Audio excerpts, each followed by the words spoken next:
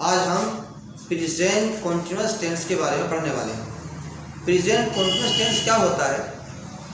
वो कोई भी काम जिसको हम तत्काल कर रहे होते हैं वो सब प्रेजेंट कॉन्टिन्यूअस टेंस में ही होते हैं।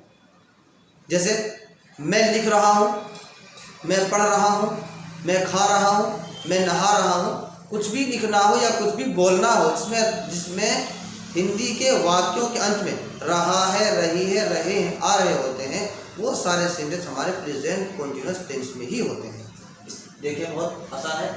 पहचान रहा है, रही है, रहे आदि शब्द आते हैं। इसको बनाने का तरीका क्या होता है? बनाने का तरीका यह होता है कि हम सब्जेक्ट लगाते हैं, सब्जेक्ट के बाद इज, आर, एम और प्लस उनके फर्स्ट फॉर्म और आईएनजी के साथ हम ऑब्जेक्ट प्लस ऑब्जेक्ट लगा देते हैं। इस तरह से इसको बना लेते हैं। सबसे पहले सब्जेक्ट रखेंगे, फिर इज, आर, एम, उसके बाद वन के फर्स्ट फॉर्म, उसके बाद आईएनजी और प्लस ऑब्जेक्ट लगाएंगे। अब बात ये रही कि हम इस आर, एम को यूज कहाँ पर करेंगे। अगर हमारा सब्जेक्ट ही, शी, इट या कोई भी सिमिलर सब्जेक्ट हो उसके साथ हम इसका प्रयोग करेंगे, और यू, वी, दे या कोई भी प्लूरल सब्जेक्ट हो उसके साथ हम आर का यूज करते हैं, और अगर आई है केवल आई के साथ हम एम का प्रयोग करते हैं। बस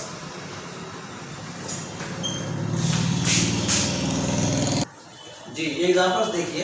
हमें कहना हो वो जा रहा है, ही इज गोइंग बनाएंगे। वो लिख रही है, she is writing. You are playing, तुम खेल रहे हो। वी आर सिंगिंग, हम गा रहे हैं। आई एम रीडिंग, मैं पढ़ रहा हूँ। इस सेंटेंस में ध्यान दें, ही और शी ये सिंगुलर सब्जेक्ट हैं, इनके साथ हमने इसका प्रयोग किया है। और यू और वी ये दोनों हमारे कौन से सब्जेक्ट हैं? ये हमारे प्लूरल सब्जेक्ट हैं। हमने इनके साथ क्या किया है? आर का प्रयोग किया है। और आई हमारा जो है केवल ऐसा वर्ड है, इसके साथ हम एम का प्रयोग करते हैं, या हमने एम का प्रयोग किया है।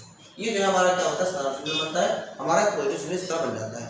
अगर इसमें हमें नेगेटिव बनाना हो, नेगेटिव सेंटेंस बनाने के लिए क्या करेंगे? इज, आर, एम के बाद हम नोट लगा देंगे। अगर हम यहाँ पर नोट लगा देते हैं तो ये सेंटेंस हमारा नेगेटिव बन जाता है।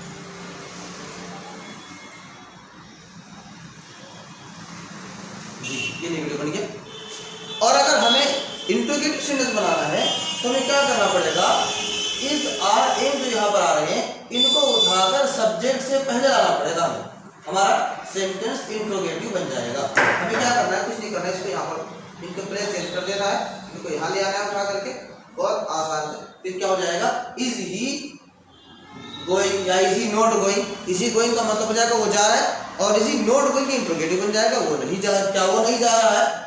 इज शी राइटिंग, क्या वो लिख रही है? इज शी नॉट राइटिंग, क्या वो नहीं लिख रही है। और आर यू प्लेइंग, क्या तुम खेल रहे हो?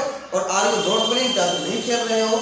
और आर वी सिंगिंग, क्या हम गा रहे हैं? आर वी नॉट सिंगिंग, क्या हम नहीं गा रहे हैं। और एम आई रीडिंग, क्या मैं पढ़ रहा हूँ। और एम आई नॉट रीडिंग, क्या मैं नहीं पढ़ रहा हूँ। इस तरह से क्या होता है? हमारा इंट्रोगेटिव सेंटेंस बन जाता है। और अगर हमें डबल इंट्रोगेटिव बनाना हो तो डबल इंट्रोगेटिव बनाने के लिए क्या है? हम इन सेंटेंस के शुरू में what, when, where, why, how much, how many, इस तरह की चीजें क्या करते हैं? शुरू में ऐड कर देते हैं। हमें क्या कहना है? हमें बोलना है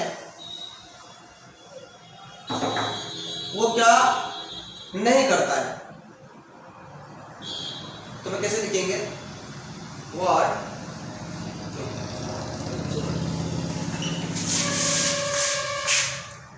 और अगर हमें डबल इंट्रोगेटिव बनाना हो तो हमें कुछ नहीं करना है। हम क्या करना है? व्हाई, व्हेन, वेयर, इस तरह के वर्ड में क्या करना है? शुरू में ऐड कर देना है। उस पर वही हमारा helping verb is, are, am को यूज करना है, फिर सब्जेक्ट रखना है, फिर वर्ब और उसको ऑब्जेक्ट रखना है। हमें क्या बोलना है? व्हाई इज ही गोइंग, इसका मतलब हो जाएगा वो क्यों जा रहा है। वेयर इज शी राइटिंग, वो कहाँ लिख रही है? क्वेश्चन मार्क भी रहेगा, क्वेश्चन मार्क कंपल्सरी है, तभी तरह का काम है। कौन सा है? व्हेन आर यू प्लेइंग, तुम कब खेल रहे हो। व्हाट आर वी सेइंग, हम क्या कह रहे हैं? व्हेन एम आई रीडिंग, मैं कब पढ़ रहा हूँ। और अगर इसका नेगेटिव बनाना है तो हमें कुछ नहीं करना है। सब्जेक्ट्स के बाद हमें नोट को ऐड कर देना है। बस हम नोट ऐड कर देंगे, वो हमारा इंट्रोगेटिव नेगेटिव बन जाएगा, डबल इंट्रोगेटिव नेगेटिव बन जाएगा। इस तरह से हम क्या करेंगे? सेंटेंस बनाएंगे। Why is he not going, वो क्यों नहीं जा रहा है। Where is she not writing, कोई कहानी दिख रही है। When are you not playing, तुम कब नहीं खेल रहे हो। What are we not saying, हम क्या नहीं कह रहे हैं। When am I not reading, मैं कब नहीं पढ़ रहा हूँ।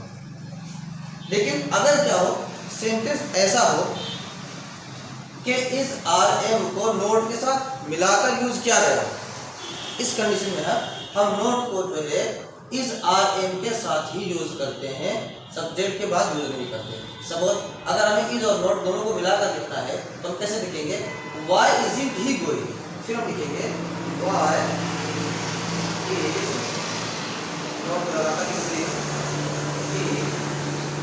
गोइंग। इस तरह से हम लिखते हैं और इसी तरह से हम बोलते भी हैं।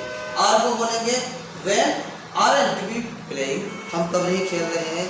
When aren't you going, when aren't you doing, why aren't we doing. इस तरह से हम क्या करेंगे, नोट को इस आर के साथ मिलाकर यूज करते हैं।